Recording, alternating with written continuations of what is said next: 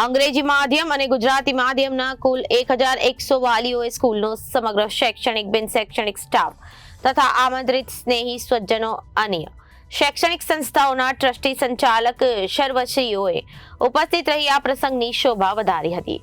આજના કાર્યક્રમમાં સૌરાષ્ટ્ર પટેલ સેવા સમાજના અગ્રણી કાનજીભાઈ ભાલાડા ઉપસ્થિત રહ્યા હતા। પાયાના ભણતરમાં સારા સાથે માતા પિતાની અગત્યની ભૂમિકા અને મહત્વના સંપૂર્ણ યોગદાન અંગે ખૂબ જ સુંદર ચિતાર રજૂ કર્યો હતો। માતા પિતાએ વિશેષ કાળજી દાખવવી પ્રવર્તમાન સમયમાં કેટલું આવશ્યક છે એવું એમણે ખૂબ જ ભારપૂર્વક અને સુંદર રીતે સમજાવ્યું હતું। કાર્યક્રમના પ્રારંભે વિદ્યાર્થીઓએ પ્રાર્થના, સ્વાગત નૃત્ય અને માતા પિતાને સન્માનીય સુંદર કૃતિઓ પ્રસ્તુત કરી હતી। આ પ્રસંગે વિદ્યાર્થીઓ અને સ્ટાફ દ્વારા એકત્રિત કરાયેલ ફંડની રકમમાંથી ₹51,000ની રકમનો ચેક જય જવાન નાગરિક સમિતિને શહીદ પરિવાર સહાય માટે અર્પણ કર્યો હતો। ટ્રસ્ટી હિતેન્દ્રભાઈ ચુડાવાડા તથા ટ્રસ્ટી અને એમ કારિયા આમંત્રણને માન આપી પધારેલ કાનજીભાઈ ભાલાડાનું પુષ્પગુચ્છ અને સ્મૃતિ ભેટ અર્પણ કરી સન્માન કર્યું હતું। કાર્યક્રમમાં ઉપસ્થિત તમામ વાલી મિત્રો માટે અલ્પાહારની વ્યવસ્થા પણ કરવામાં આવી હતી। રાષ્ટ્રગીતને સલામી અર્પી કાર્યક્રમનું સમાપન કરવામાં આવ્યું હતું। એ બાળકના ઘડતર માટેની આ કૃતિ આપણને શીખવા માટે બહુ મોટો મુદ્દો આપી રહ્યા છે।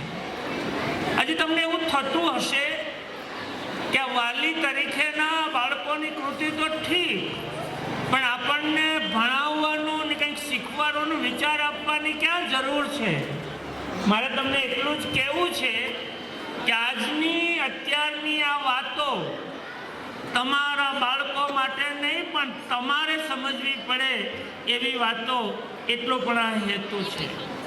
તમારા મનમાં એવું થતું હશે કે અમે બાળક માટે શું કરીએ, બાળક માટે શું કરવું પડે તેમ છે, આ બધું જાણવાની ઈચ્છા તમારામાં હશે અને એટલે જ આવા કાર્યક્રમનો આશય, આ કાર્યક્રમનો હેતુ શાળા પરિવાર તરફથી ખાસ યોજવામાં આવ્યો છે। શાળાનો આશય એ છે કે બાળકનું શિક્ષણ એટલે માત્ર વર્ગખંડનું શિક્ષણ નથી, બાળકનું ઘડતર, બાળકને માણસ બનાવવો છે, બાળકને ધબકતો માણસ બનાવવો છે। એના માટે શાળા, પરિવારના માતા પિતા, વાતાવરણ બધું બહુ મોટું કામ કરતું હોય છે। ત્યારે તમને આ દિશામાં જોડવા માટે, તમને આ દિશામાં વિચારતા કરવા માટે આજનો આ વિશેષ કાર્યક્રમનું આયોજન થયું છે। નવનીતભાઈ, મારે પહેલો મુદ્દો કહેવો છે કે આ શિક્ષણ એટલે શું?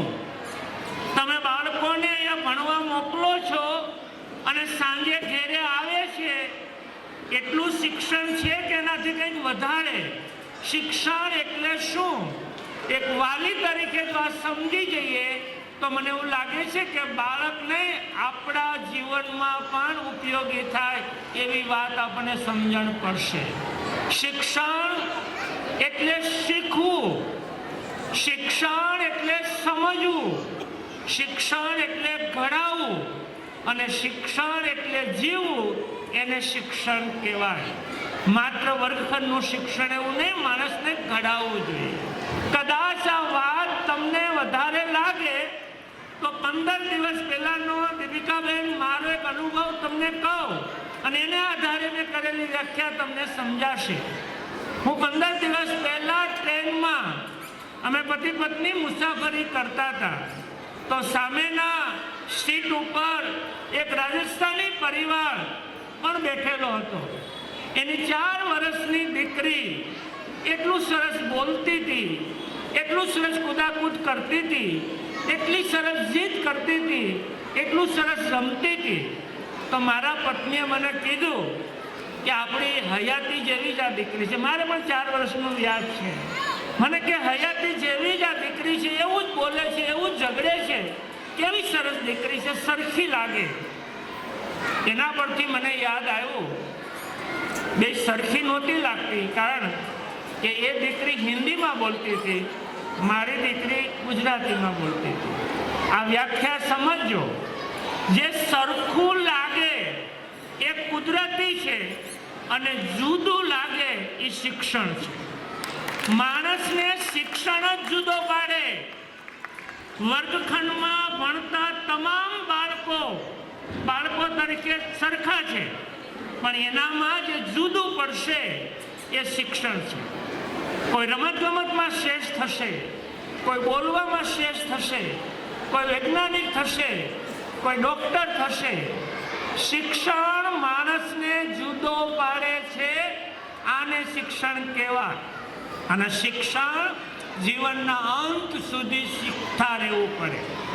આપણે બાળકને બહુ સરસ ઘડવા માટે મોકલીએ છીએ, એને જુદું પાડવું છે. અને એમાં વાલી તરીકેની તમારી શું ભૂમિકા હોય એને આપણે સમજવાની કોશિશ કરવી છે. જે વાલી પોતાના બાળકને કંઈક જુદું પાડવા માગે છે, એમાં શિક્ષણ કંઈક ઘડવા માગે છે, એ વાલીએ બરાબર સમજવાનું અને જાણવાની જરૂર છે. Natubhai Kariya, trustee presidency school. Presidency સ્કૂલની અંદર આજે માતૃપિતૃ વંદનાનો કાર્યક્રમનું આયોજન કરવામાં આવ્યું હતું, જેમાં સૌરાષ્ટ્ર પટેલ સેવા સમાજના પ્રમુખ શ્રી કાનજીભાઈ ભાલાળ અને IN ટેકરાવાલા સ્કૂલના લલિનભાઈ દેસાઈ મુખ્ય વક્તા તરીકે ઉપસ્થિત રહ્યા હતા. શાળાની અંદર ટોટલ નર્સરીથી 5મા ધોરણ સુધીના 1200 જેટલા વાલીઓ ઉપસ્થિત રહ્યા હતા અને વિદ્યાર્થીઓએ પોતાની માતૃપિતૃ વંદનાને લગતી કૃતિઓ રજૂ કરી હતી. પ્રેસિડેન્સી શાળા હંમેશા 3 પેઢીને જોડવાનું કામ કરી રહી છે અને જે સંયુક્ત કુટુંબ તૂટતા જાય છે એને જોડવાનું કામ કરી રહી છે. 18 વર્ષથી પ્રેસિડેન્સી સ્કૂલની અંદર નાના નાની, દાદા દાદી સ્નેહ મિલન સમારોહનું આયોજન કરવામાં આવે છે. એક માતૃપિતૃ વંદનાનો કાર્યક્રમ કરવામાં આવે છે અને બાળકોની અંદર એક સારા સંસ્કારનું સિંચન કરવામાં આવે છે. આ સાથે પ્રેસિડેન્સી સ્કૂલમાં આજે જય જવાન નાગરિક સમિતિને બાળકો દ્વારા એકત્રિત થયેલી રકમ 51,000નો ચેક પણ અર્પણ કરવામાં આવ્યો છે. આમ સામાજિક ઉત્તરદાયિત્વનું પણ પ્રેસિડેન્સી પોતે એક પાસું નિભાવે છે અને સાથે સાથે બાળકોની અંદર આ સંસ્કારનું સિંચન થાય એવા એક સુંદર કાર્યક્રમનું આયોજન કરવામાં આવ્યું હતું. Reporter Arvind Rathod, Janadesh news, Surat.